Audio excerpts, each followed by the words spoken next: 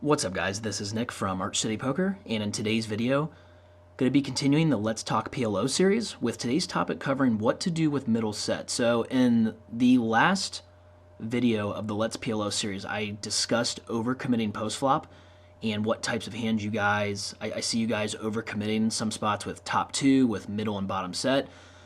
A lot of times it will be incorrect, like I said in that video, to commit with these hands that don't have a backup plan with them or like a redraw, essentially. However, there are some flop textures that you guys do better off by just stacking off and trying to get it in with middle set or bottom set or top two, and it's going to be better than peeling and seeing the next street. So the point of this video is to show you guys what to do when when you're in judgment territory, where the SPR is going to be kind of middling around, 5 to maybe 9, something like that. So this is an actual hand from a live 5-5 PLO game that I played a long time ago. I found it way back in my hand history in my notes. Cutoff opens with a little bit of a shorter stack. I think he was about $400 effectively. Button flatted. I flatted with this very speculative hand is what I was trying to say in the big blind. I've got a good concentration of equity with the sevens and the king high flush draw. It's a little loose, especially with the king high flush draw, but I think that if the button doesn't call, it's a pretty easy call. With the button calling, I don't love this as much multi-way. And actually, as I see in my notes, guys, I did not have the 2 of hearts. I actually had the 2 of diamonds. So now we're actually correct. Sorry about that. But as you guys can see, I flopped middle set on an 8 high board. And I decided to lead into my opponent, the pre-flop raiser. He potted it, effectively shoving. The button folds, and now we have a decision. So this is where a lot of you guys, I think, are, I do think most of you probably would get it in knowing that there's not that much money behind, but I do think some of you would think to yourself, well, I think this is like top set. If it's not top set, I feel like he has a huge draw, whether it's like pair plus draw or combo draw, which he has a lot of equity with, and that's true, but because the SPR is just low enough, and this is the most important thing you guys probably want to keep this in mind when you have hands like top two, middle set, bottom set. If the SPR is low enough, then you're going to be able to commit, but especially on these lighter flop textures where there is just not that abundant, like there's not an abundancy of sets, I guess is what I'm trying to say. They don't come in bunches and not at a high frequency, essentially, because a lot of players do not play hands like pocket threes. They don't have a ton of dry, disconnected pocket eights and pocket sevens. They will have hands like really trashy ace-ace, trashy king-king, queen-queen. You'll see a lot of even trashy jacks and tens, but you don't see as many of the lower pairs and the middling pairs because they just get oversetted too often. They're too hard to play. They lack playability, as you guys can see with my hand right here. So I did decide to go ahead and shove, and I'll show you guys what I think his stack off range is. And this is essentially his raising range on the flop, what I think he'll be raising with. He's got sets, 2 pair with a backup plan. You've got wraps, over pairs with clubs, open-ender with king-high clubs, and then a pair plus the nut flush draw. So I think this is pretty close to what I think a lot of players would stack off with.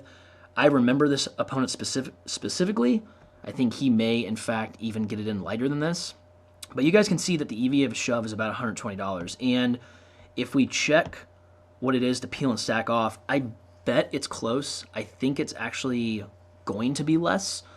But I just think in this spot with this SPR, on this type of flop texture, you guys aren't smashed by top set as often as you would think you are. And the majority of the top of your opponent's range is going to be made up more so of hands like pair plus draw and combo draws. Stuff that you don't have to worry about being dominated by. And you get it in pretty darn good against those hands, a lot of those hands. So I think that if you guys look at this first hand, that's the point of this. And you guys can see appeal's actually a lot less than I thought it would be. Sometimes Poker Juice has some different numbers. If I ran it again, I think it actually would be closer to this. But I do think that shoving's better in this scenario. We lack playability, like I said, and we don't have to worry about domination as much. And I'll show you guys what I mean by that. So if I show you guys right here how often he has top set in this spot, and you guys will see it come up here. So I have hands that I would consider more in the top of his range. You've got your overpairs, like your 2 main overpairs, aces and kings with clubs. and that's going to be ace high clubs and king high clubs. And then you've got bottom set. So these are like the best of his hands when he doesn't have top set. And you guys can see that he has those much more often. He's got way more combos of those 34% of the time, whereas with top set, he only has it about 13% of the time. So the majority of the top part of his range and how his range is constructed and how many players' ranges are constructed from even late position, they just aren't going to have these pairs as often. So when you're worrying about domination and you're worrying about stacking off or deciding to peel and stack off on the next street, what you need to worry about on these types of flop textures is, am I dominated with my pair plus draw stuff? Are my combo draws dominated? Do I have the bottom end of the wrap, or like the bottom, non-nut wrap? Do I have the bottom end of like the open ender, like 6-5 plus clubs, where my opponent could have 10-9 plus better clubs or something like that? That's the type of domination you guys need to be worried about on this type of flop texture. However, and I'll show you guys, when the flop texture is a little different, that changes things. So this is a hypothetical hand, but same exact scenario. It's the same type of flop where you have the top two cards being very connected to each other, and then the bottom one's somewhat disconnected, and we have another flush draw on the board. But if we look at how often our opponent, in fact, has top set, compared to when he had top set on the 8-high flop texture, he's going to have us crushed way more often with top set on this board texture. You guys can see that he's got top set 31% of the time, compared to when he only had it 13% of the time. And this is pretty much the same exact scenario, guys.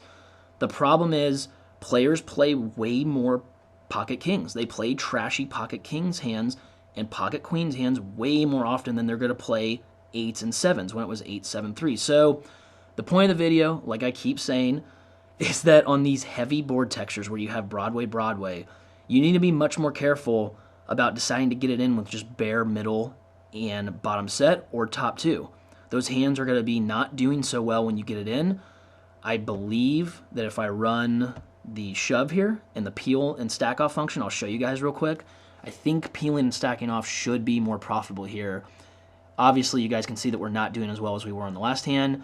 That's because his range is just going to be a lot stronger on this type of board texture. So the EV of a shove on this one's only going to be about $32. But when we peel and stack off, I believe it should be more, and we will see. But I think you guys get the point. On the lighter flop textures, when you have to worry about domination, be more worried about being dominated with the pair plus draw stuff and the combo draws. Whereas on these more heavy flop textures, you need to be more worried about when you're dominated by actual made hands, being dominated setted over setted, or two pair over two pair, that type of stuff. It's going to be, sets are going to be more prevalent on this type of board texture, so that's when you need to be a little bit more cautious with middle set. Strengthen your check calling range often by just check calling with middle set and seeing a turn, and it's often going to be a lot better for you guys. So the EV of the peel should come up in a second here. You guys can see, obviously, top set was way more abundant on this flop texture. And come on, computer, let's make it happen for these guys. Don't want the video to go too long. And you guys can see we're pretty much still stacking off on almost every turn, but I believe it should be more profitable than just stacking off on the flop here. Come on now.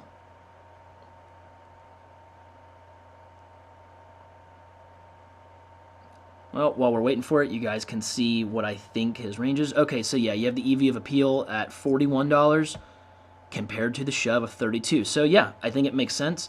He has us crushed way more often with top set on this heavy type of flop texture compared to the last hand where it was 8 high and there's just not as many sets. It's just, they are just less frequently made. And so you can more comfortably get it in with sets knowing that you're in the pot against a lot more pair plus draw and a lot more combo draw type of stuff. Whereas here with middle set with dry queens, I'm just too often crushed by top set and his other strong hands that he's getting it in with. So if you guys have any questions or comments on this video, sorry for how long it took the last function to run there and if I went kind of fast, but I think you guys get the point. Be more confident with your middle bottom set and your top two on those lighter flop textures when the SPR is kind of middling like this and you have to decide whether to stack off now or peel and stack off, compared to when you have a heavy board texture where you need to be more worried about being dominated by top set or middle set when you have bottom set. So, like I said, if you guys have any questions or comments or feedback on the video, let me know. Until next time, this is Nick from Arch City Poker. Take care.